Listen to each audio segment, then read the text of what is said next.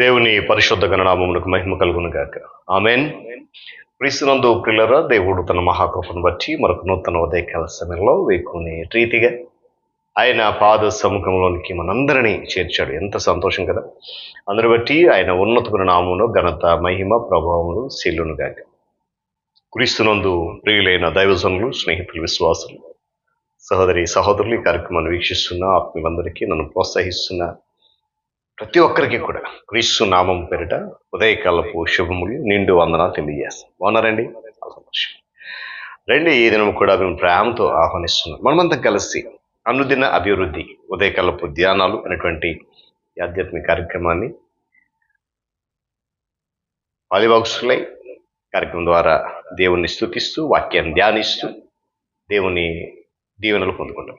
Bibles దగ్గరలో ఉన్నాయి కదా, తెరిచి చూడండి. లేని పక్షాన చదువుతున్న మాట జాగ్రత్తగా విని గ్రహించి వాక్య ధ్యానంలో పాలుభాగస్తులకండి. నేటి దిన ధ్యాన వాక్యం యోబు గ్రంథము 42వ అధ్యాయము 10వ వచనాన్ని చదువుతా ఉన్నాను. యోబు తన స్నేహితుల నిమిత్తము ప్రార్థన చేసినప్పుడు యెహోవా అతని క్షేమస్థితిని మరలా అతనికి దయచేశాను. దేవుడు తన పరిశుద్ధ లేఖన మాటను మనకు దీవించును. ప్రార్థన చేద్దాం. మహోన్నతుడ, సర్వాధికారి స్తోత్రాలు. తిరిగి నూతన ఉదయకాలం వేకునే నీ పాద సముఖము చేరడానికి మిమ్మల్ని ఆరాధించి కృపను మాకు ఇచ్చిన ఇష్టం. ఈ ఆధ్యాత్మిక కార్యక్రమం అనేకం ఉండడం అనేది పాల్బాగ్స్లో అవుతున్నారు, వింటున్నారు, బలపడుతున్నారు. మరి ఎంత బలపరచు దేవుడిని ఇవ్వాలి. క్రీస్తు నామములో అడుగుతున్నాం తండ్రి, ఆమేన్. చాలా సంతోషం. పిల్లరా, చదవబడిన మాట యోబు గ్రంథంలో యోబు దేవుని దగ్గర అతని స్థితి ఎలా ఉన్నా కూడా యోబు స్నేహితుల కొరకు ప్రార్థించేవాడిగా ఇప్పుడు అనే స్థితికి వచ్చినప్పుడు దేవుని సన్నిధిలో ప్రార్థన చేయగలిగితే మెండైన ఆశీర్వాదం అని యోబు భక్తుడు తన యొక్క జీవిత విధానం ద్వారా తెలియజేస్తున్నాడు. శోచనీయమైన, దుర్బలమైన మరియు స్వార్థపూరితమైనటువంటి ప్రార్థన క్రొత్త నిబంధనలో మనకు ఎక్కడ కూడా కనిపించదు. దేవునితో సరైనటువంటి సంబంధం కలిగి ఉండాలనేటువంటి ప్రయత్నపూర్వకమైనటువంటి పట్టుదల, దానితో పాటు స్వప్రయోజనాన్ని కోరుకునే ప్రయత్నాలు కూడా కనిపించవు. ఈరోజు ప్రతి ఒక్కరం కూడా యోబు ఉన్న స్థితిని గనుక మలుచుకుంటే, నేను దేవునితో సరైనటువంటి సంబంధాన్ని కలిగి ఉన్నాననేటువంటి ఆలోచన వాస్తవానికి సిలువ మీద క్రీస్తు ప్రభు వారి యొక్క బలియాగాన్ని ధిక్కరిస్తుంది. మనం అనుకోవాలి, ప్రభువా నీవు నా ప్రార్థన ఆలకించినట్లయితే నా హృదయాన్ని సరిచేసుకుంటాను, నా ప్రవర్తనను సరిచేసుకుంటాను, నా అంతటా నన్ను నేను దేవుని ఎదుట సరి చేసుకోలేను అనేటువంటి ఒక నిశ్చయత మనం రావాలి. నీవు నాకు సహాయం చేసినట్లయితే నీ ఎదుట సరిగా నేను నా అంతటా నేను నడుచుకోగలుగుతాను. ఇలాంటి ప్రార్థన మనం చేయగలగాలి. నీవే కనుక నాకు తోడుంటే నా జీవితాన్ని నేను సరిగ్గా మలుచుకోగలను. గమనించాలి పిల్లరా, క్రీస్తు యొక్క బలియాగాన్ని, అంటే యేసుక్రీస్తు ప్రభు వారు చేసినటువంటి బలియాగాన్ని జ్ఞాపకం చేసుకుంటూ అప్రహితమైనటువంటి ఆ బహుమానాన్ని స్మరిస్తూ మనమున్నటువంటి స్థితిని ప్రభు కొరకు జీవించే విధానంగా మార్చుకోవాలి. ఆ బలియాగాన్ని ఒప్పుకునేటువంటి దీనత్వం మనలో ఉందా ఈరోజు? ఈ దీనత్వం ఉంది అనే అర్థం ఏమండి? గమనించాలి. ఈ దీనత్వము, ఈ బలియాగాన్ని అంగీకరించేటువంటి ఆ యొక్క ఆ నిమ్రత, వినమ్రత, ఆ నిబద్ధత, ఆ విశ్వాసము మనలో ఉందా? మన హక్కులను, మన కోరికలను వదులుకున్నప్పుడే మనలో ఈ దీనత్వం ఉంది అని అర్థం. స్తోత్రం చెప్పండి కదా, హల్లెలూయా.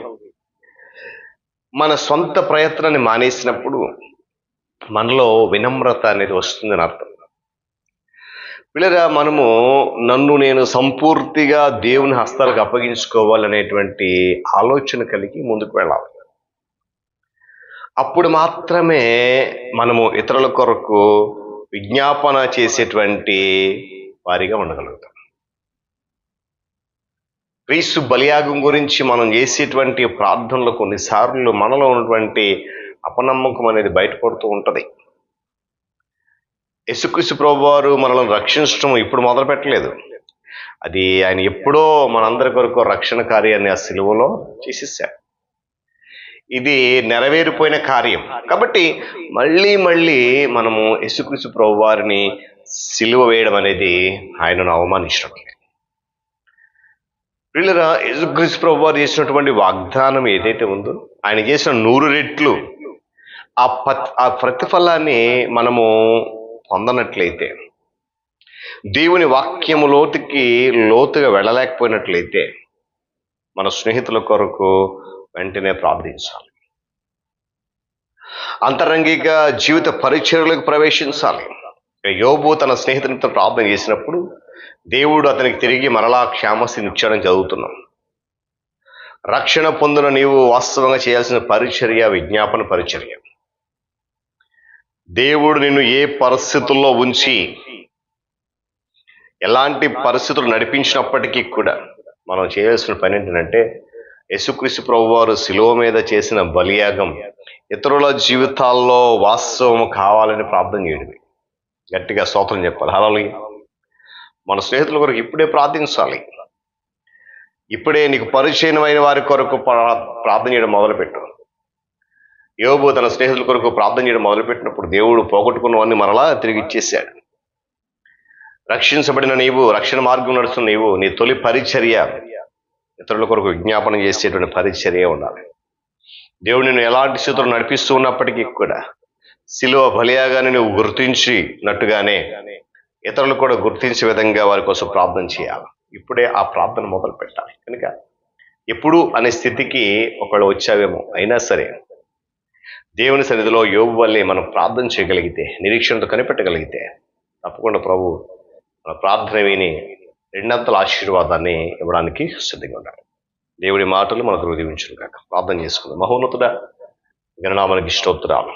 తిరిగి నూతన ఉదయకాలం వేకునే యోబు జీవితంలో నుండి అనేక విషయాలు నిజమే ఆయన తనకున్న పరిస్థితుల్లో కూడా నిన్ను బట్టి సంతోషిస్తూ తన స్నేహితుల కొరకు ప్రార్థించే గొప్ప యోధుడిగా కనపరుచుకున్నాడు.